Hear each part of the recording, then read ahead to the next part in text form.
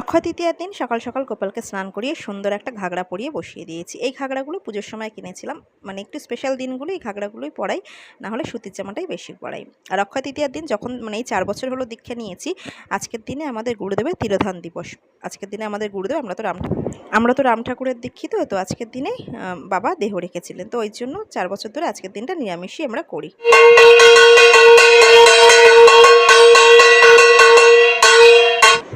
আর আজকের দিনে একদম সকাল সকাল সমস্ত কাজ সেরে আগে পুজোটা সেরে নিই। পুজোটা সেরে নিয়ে তারপর বাকি যা যা রান্নার দিকে থাকে সেগুলো যাই।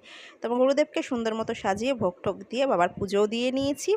আর রান্না এখন চলে এসেছি। আজকে রান্না করছি তেল পটল করব, আর করব সর্ষে বাটা দিয়ে ভেন্ডির ঝাল। উচ্ছে আলু ভাজা তো সকালেই দেখালাম আর কি করেছিলাম। আর করেছিলাম নিরামিষ করে টিফিনে করেছিলাম চিড়ের পোলাও। তো রান্নাবান্না এখানে সব কিছু কমপ্লিট। ছেলে স্কুলেও চলে গেছে, ওদের তো আজকে স্কুল থাকে, ওদের ছুটি থাকে না। আর এখানে যে তেল পটল, উচ্ছে আলু ভাজা, আর করেছি ভেন্ডির ঝাল সর্ষে বাটা দিয়ে।